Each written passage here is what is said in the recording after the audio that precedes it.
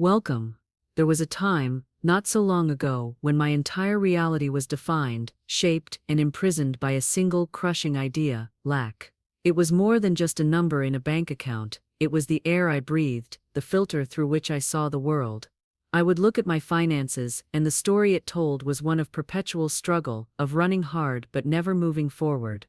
This was a heavy, invisible burden, a deeply ingrained belief that my life was somehow destined for difficulty, that I had missed some essential instruction manual that everyone else had received. It was a quiet, grinding, constant state of anxiety, a feeling of being a ghost in my own life, trapped in a reality I did not consciously choose or desire. I was living in the long shadow of my past, and my future felt like a faded, repeating echo of it. But I was about to be shown a powerful, life-altering truth. I was about to stumble upon a secret, a set of spiritual laws, written almost a century ago, that would hand me the tools to completely rewrite my own existence. This is the story of how I learned these spiritual laws from the profound and simple book The Game of Life and How to Play It, and how diligently applying them allowed for a $50,000 manifestation that shattered my old reality completely. So now, I invite you to get comfortable. Relax your body, quiet your mind, and just breathe. Allow this story to work its own magic, because the principles within it belong to you as much as they do to me. Let us begin. If this feeling of being trapped is familiar to you, if the narrative of lack has been playing in your own mind, take a deep breath with me now, and in the comments below, simply write, "I am ready for a new way." It is a small but powerful first step in declaring your intention to the universe. And if you feel called to this journey of transformation, I warmly invite you to subscribe and join our community of conscious creators. Now let's explore the darkness that came before the dawn. Before we can speak of the miracle, you must understand the state of consciousness that came before it, the desolate landscape of the mind from which it grew. A true miracle is a demonstration of the law, a shift in reality so profound that it cannot be denied, and the law is most clearly seen when the change is dramatic. My rock bottom was not a single spectacular event, like in a movie. It was a slow, creeping erosion of hope, a quiet, daily acceptance of a life that felt like an ill-fitting suit. It was the constant, low-grade friction of not having enough. It was the small, accumulating humiliations of a declined card at a grocery store, or the visceral jolt of fear at a phone call from an unknown number, assuming it could only be a creditor. These were the daily symptoms of a much deeper, more pervasive issue. I had a job, yes, but it was a place of deep misalignment. It was not my perfect self-expression. It was a cage with a paycheck. I would spend my days under the soul-draining hum of fluorescent lights, feeling my life force drain away with each passing hour, my creativity and passion withering under the weight of tasks that held no meaning for me. I was existing, but I was not truly living. I was trading precious, unrecoverable hours of my one life for a paycheck that could barely sustain the life I was desperate to escape. The debts from my education and a series of past, fear-based choices were a constant, suffocating pressure, a weight on my chest when I woke up and a source of dread before I slept. I had meticulously followed the script I was given by society: go to college, get a degree, find a safe job, but it had not led to the promised land of abundance. It had led me here, to a place of quiet panic. The true, crushing weight, however, was the profound and pervasive feeling of failure. It was a toxic inner narrative that played on a loop. I would see friends and acquaintances succeeding, buying homes, traveling, celebrating promotions, and while a genuine part of me felt happiness for them, each instance was a sharp, painful reminder of my own perceived lack. It was a mirror reflecting my own stagnation. My relationships, the most important part of life, suffered immensely because my mind was utterly consumed by this internal chaos and financial worry. I would decline invitations to dinners and social gatherings, not because I was physically tired, but because I was mentally and emotionally exhausted from the sheer effort of maintaining a brave face. The mental state of worry is a full-time job with the cruelest of bosses. I was living without a safety net, real or imagined, perpetually consumed by the fear of what might happen if the car broke down, if I got sick, if the rent went up. There was no room for joy, there was no peace. I remember one specific evening, with painful clarity.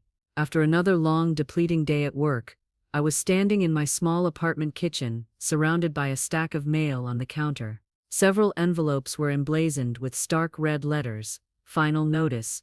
Urgent. The silence in the room was immense, deafening. It wasn't a peaceful silence.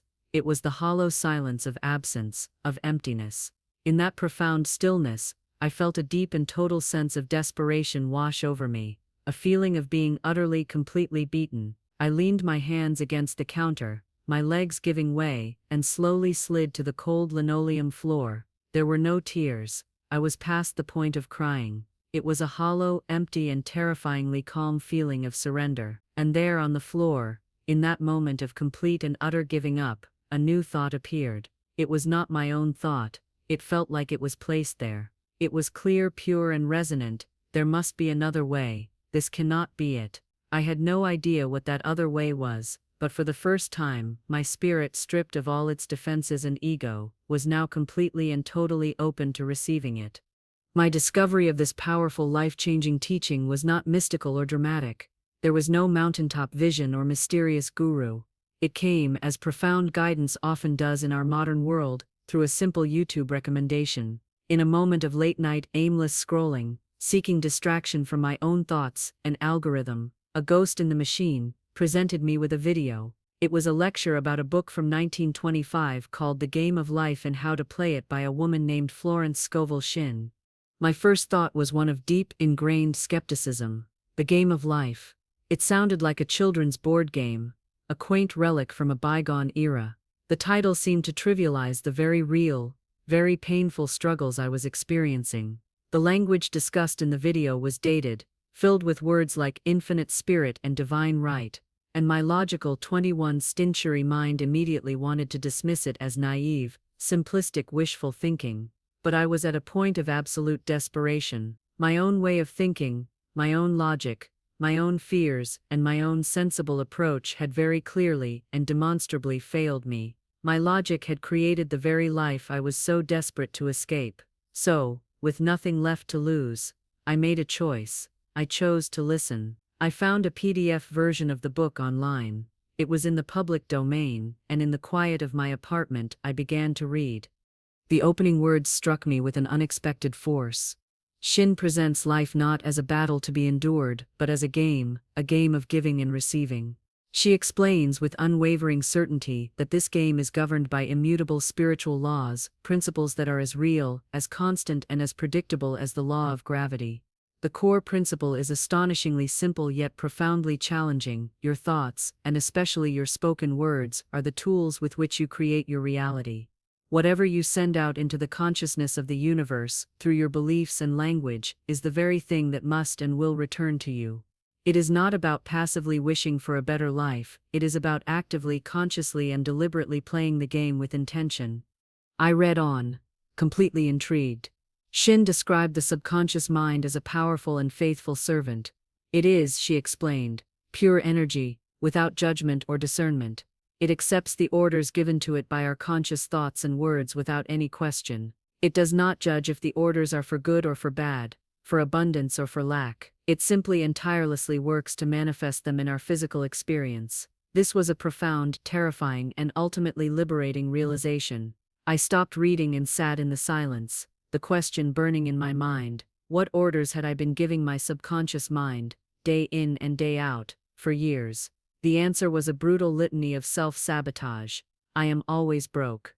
I can never get ahead. I'm a failure. Good things happen to other people, not to me. Life is a struggle.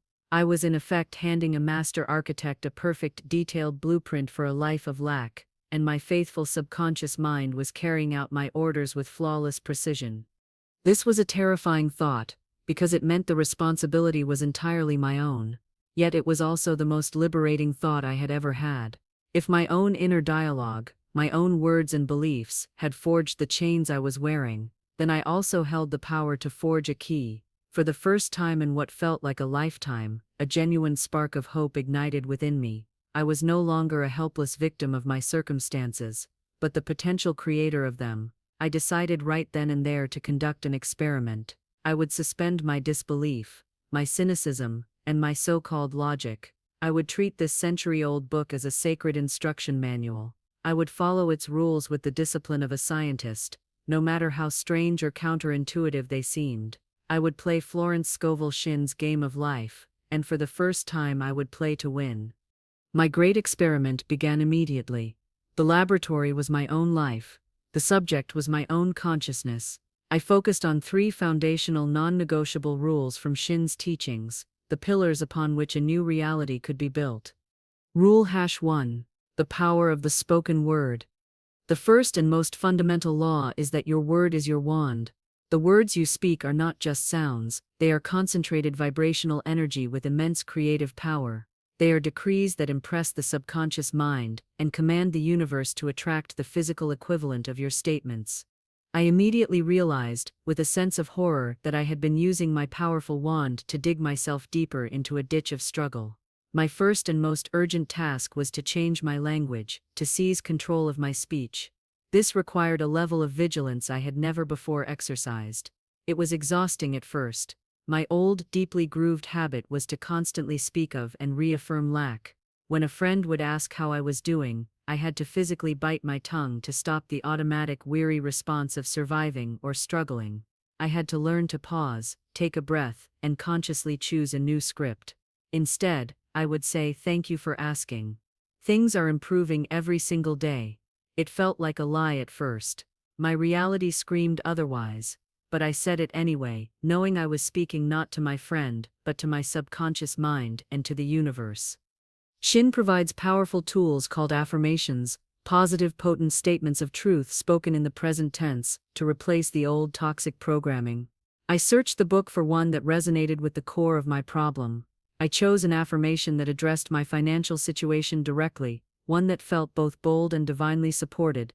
God is my unfailing supply, and large sums of money come to me quickly, under grace in perfect ways. I didn't just think it, I wrote it down on several index cards.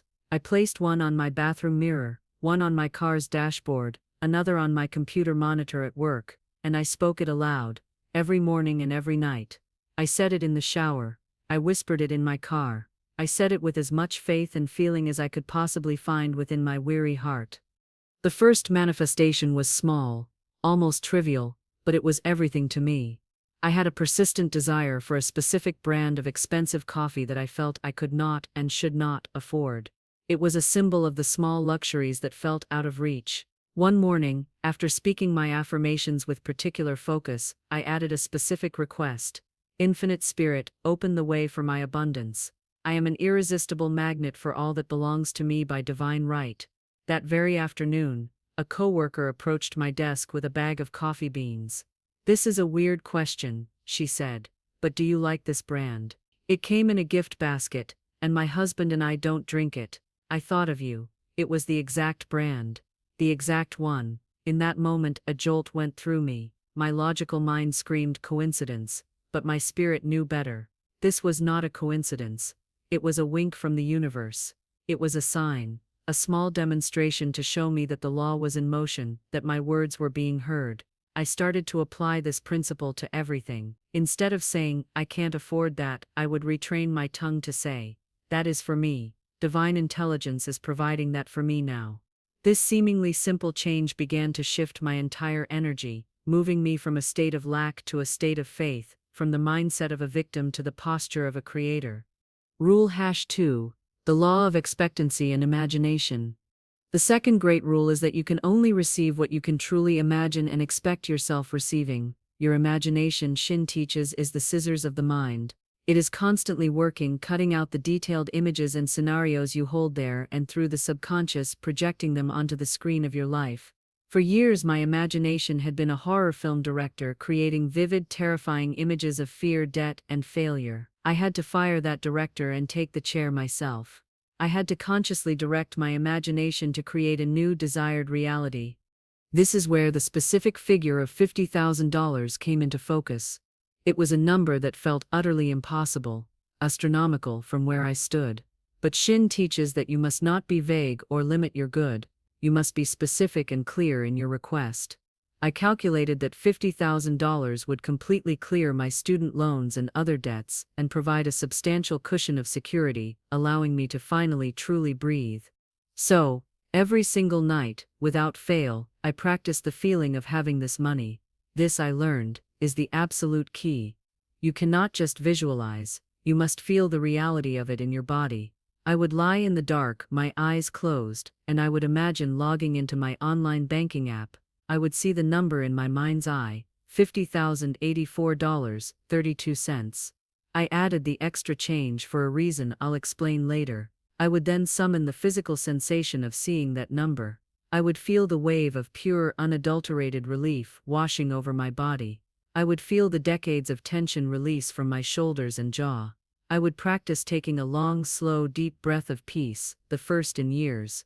I imagined the joy of sharing the good news with my family, the profound satisfaction of making the final payment on each of my debts. I acted as if I was preparing my mind, my body, and my energetic field to become a match for the good I had asked for. My external reality still showed lack and struggle, but my inner world, my imagination, was now being rigorously trained for wealth and abundance.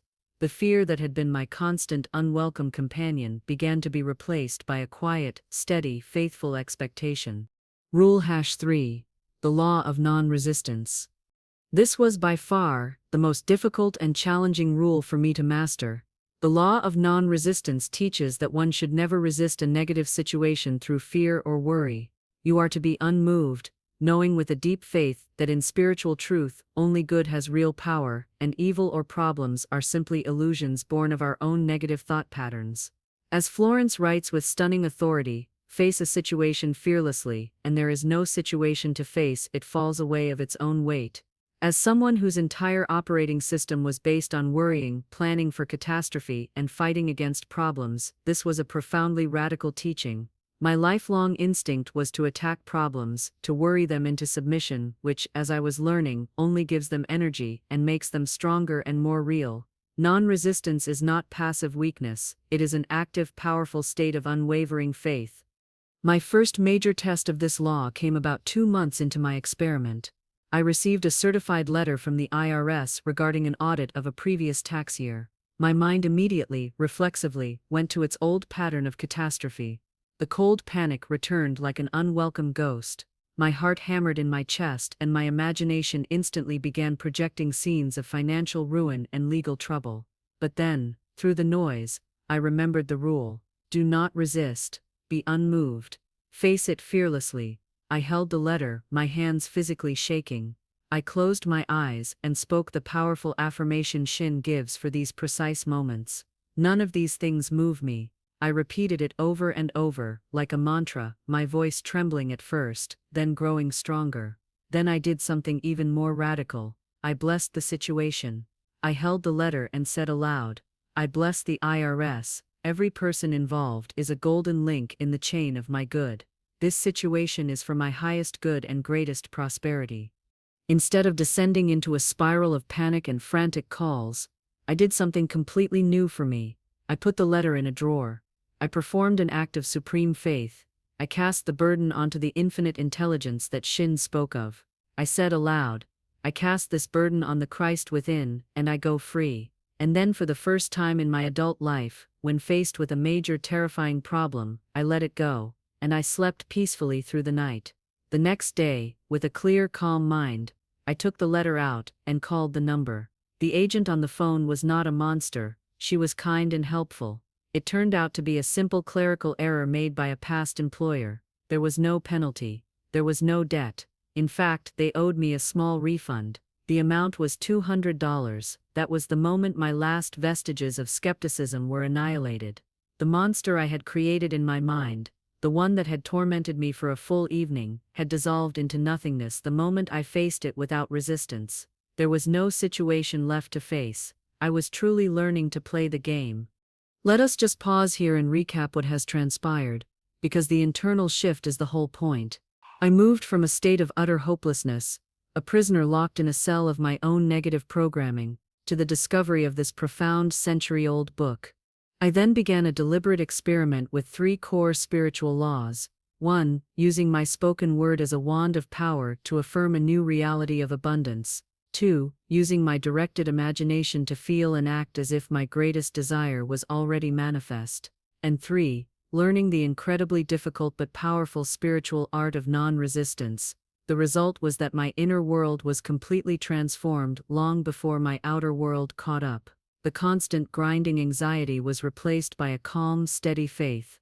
The heavy cloak of victimhood was replaced by the liberating awareness of my own creative power. If this story resonates with you, if you have ever felt trapped by your circumstances or your own thoughts, please know that these universal principles are available to you right now. Your support in sharing this message is so deeply appreciated, as it helps show that these conversations about our inner power are vital for all of us on this journey. Which of these 3 rules resonates with you the most right now? Let me know in the comments. Now, let us continue to the manifestation you have been waiting for.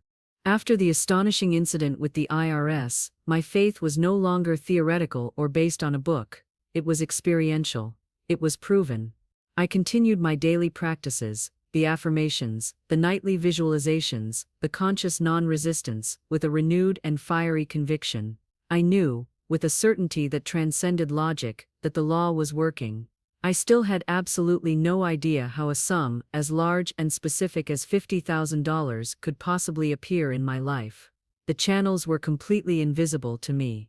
But Shinn teaches that we must have unwavering faith in the unseen channels of infinite intelligence. Our job is simply to prepare for the good, to hold the vision, and to act with faith. The how, the when, and the where are the work of the universe.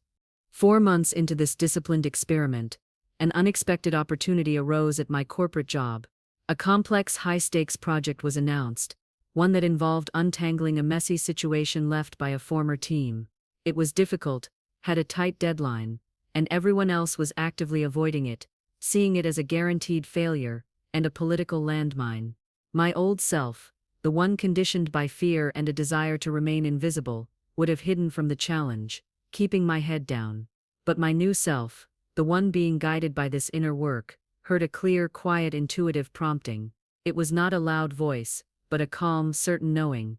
This is the way. Step forward. Trusting that inner guidance, I volunteered to lead the project. My superiors were visibly surprised. My coworkers were certain I was committing career suicide, but I was no longer operating from a place of fear and struggle. I was playing a game, and I knew the rules.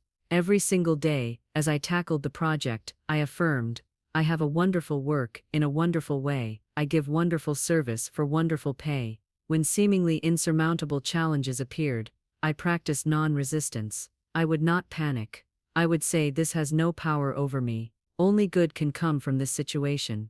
Each problem, when met with this energy, seemed to dissolve or transform into a stepping stone. The project, against all expectations, was a great success. It's not only succeeded but also streamlined a process that saved the company a significant amount of money.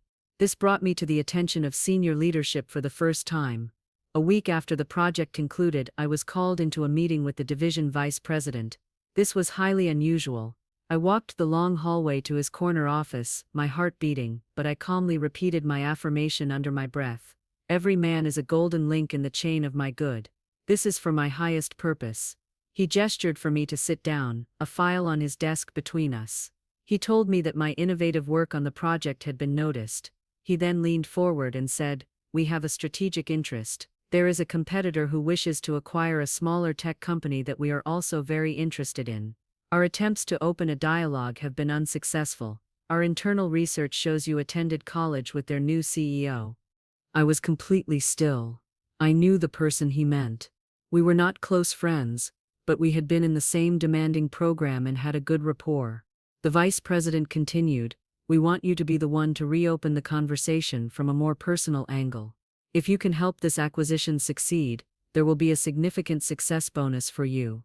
He then passed a single-page contract addendum across his polished desk. I picked it up.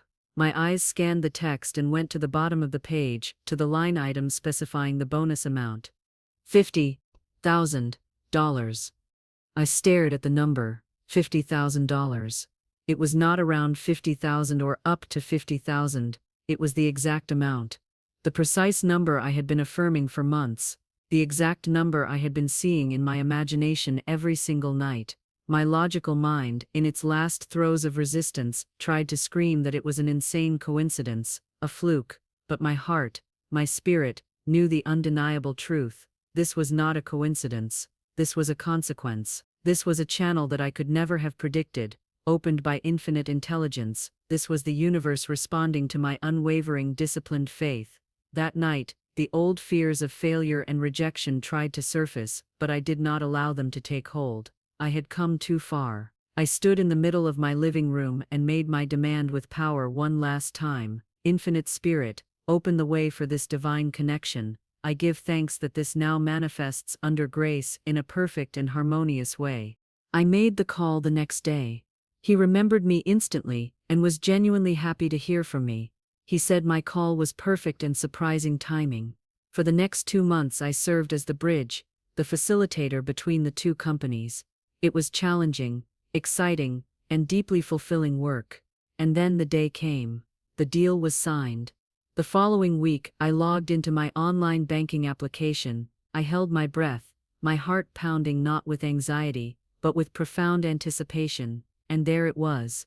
The number I had pictured in my mind for months on end, but now it was real, glowing on the screen. The balance read $50,084.32.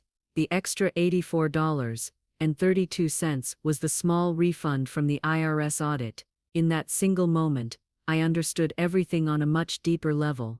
The universe does not just deliver. When you align with its laws, it over-delivers, and it has a spectacular sense of humor. I didn't scream or jump up and down. I just sat there in my old office chair, in a state of calm, pure, overwhelming awe. It had worked. The game was real. The $50,000 absolutely changed the circumstances of my life. I logged into every single one of my debt accounts, student loans, credit cards, and I paid every last one of them in full.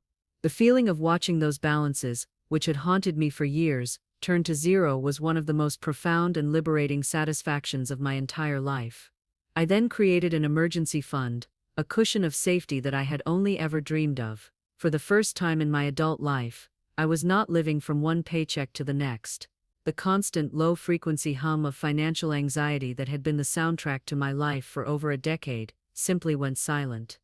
But this is the most important part of the entire story, the truth I want you to hear. The true miracle was not the money. The money was simply the physical proof of the change. It was the trophy from the game.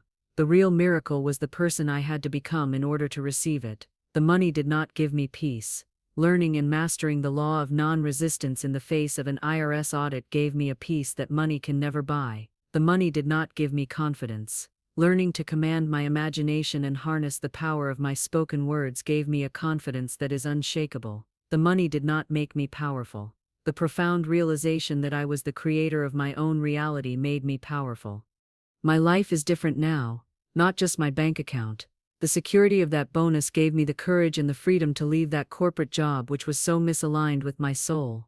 I took the time to discover my perfect self-expression, which is one of the 4 sides of what Shinn calls the square of life, the 4 things we must seek to balance: health, wealth, love, and perfect self-expression. I started my own small business, doing work that is creative, meaningful, and fulfilling, on my own terms. My relationships are healed because I am healed. I am present, engaged, and joyful with the people I love because I am no longer drowning in my own internal sea of stress and worry. I live by the rules of the game every single day. This is not a one-time fix. It is a philosophy, a new way of being.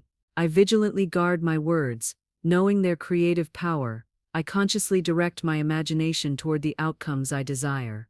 And when new challenges arise, as they always do in life, I do not panic. I see them as the next level of the game, an opportunity to demonstrate my faith and prove the law once again. I am no longer a worried spectator in the stands of my own life. I am an active, conscious, and joyful player on the field. I finally deeply understand that life is not a battle to be fought, but a beautiful and wondrous game, and it is a game that you are absolutely meant to win. That is my story of how this powerful, timeless teaching and a $50,000 miracle rescued me from a life of quiet desperation. But I want to be perfectly and completely clear. The book did not give me the money. The universe did not simply place it in my lap out of pity. The book gave me the rules. It was an instruction manual for the powerful divine instrument that I already possessed and had been using unconsciously my whole life, my own consciousness. The true power was not in the pages of that book, it has been inside of me and more importantly inside of you all along. We are always playing this game, every moment of every day, whether we are aware of it or not. The only choice we have is if we play with conscious intention or if we play by default, creating from a place of fear and limitation. My journey began with a number, a financial goal born of desperation, but it ended with a freedom that money cannot possibly buy. The money was the echo of an internal shift. The real prize is the unshakable knowing that you are the author of your story, the player of your game, the creator of your world. And now, I turn this to you. If you are ready to stop being a spectator and start playing your life's game with purpose and intention, I invite you to declare it right now. Let me know in the comments, what is the first desire of your heart that you will begin to speak into existence? Do not be afraid, do not be timid, make your declaration with faith. I rate every single comment, and I look forward to witnessing the wonderful things you are now ready to create. If this story has inspired you, and you wish to learn more about how to consciously create your own reality, I invite you to subscribe and join our community. Thank you for the gift of your time and energy. Remember this above all else, you are far more powerful than you have ever been led to believe. Now go and play your magnificent game.